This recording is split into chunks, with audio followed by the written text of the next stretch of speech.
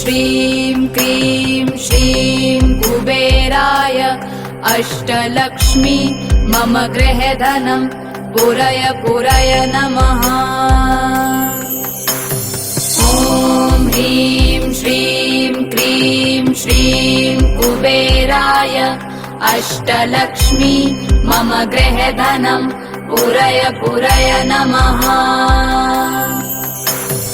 ॐ ह्रीं श्रीं क्रीं श्रीं कुबेराय अष्टलक्ष्मी मम गृहधनं पुरय पुरय नमः। ॐ ह्रीं श्रीं क्रीं श्रीं कुबेराय अष्टलक्ष्मी मम गृहधनं पुरय पुरय नमः।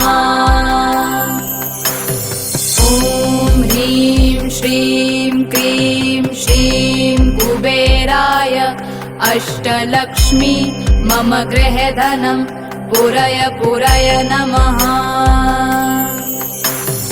ॐ ह्रीं श्रीं क्रीं श्रीं कुबेराय अष्टलक्ष्मी मम गृहधनं पुरय पुरय नमः।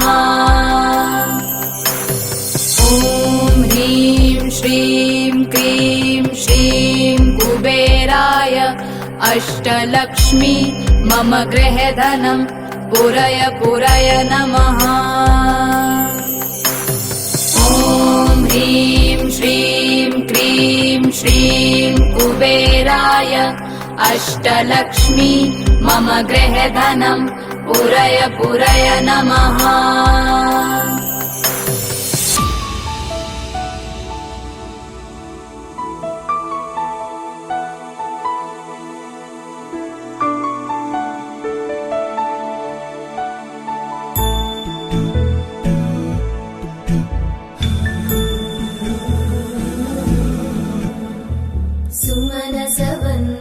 सुन्दरि माधवी चन्द्र सहोदरि हेममयी मुनिगणवन्दित मोक्षप्रदायिनि मञ्जुळभाषिणि वेदनुते पङ्कजवासिनि देव सुपूजित सद्गुणवर्षिणि शान्तियुते जय जय हे मधुसूदन कामिनि आदिलक्ष्मि जय पालय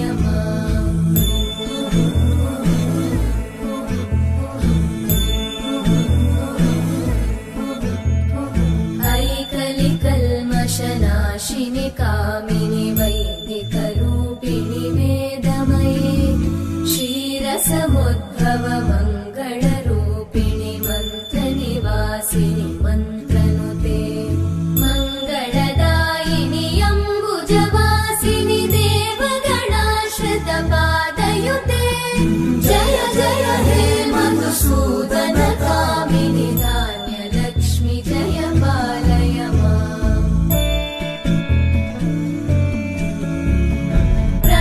सुरेश्वरि भारति भार्गवि शोकविनाशिनि रत्नमये मणिमय भूषित कर्णविभूषण शान्ति समावृत हास्यमुखे नवनिधिदायिनि कलिमलहारिणि काम्यफलप्रद हस्तयुते जय जय हे मधुसूदन कामिनि विद्या लक्ष्मी पालय माम्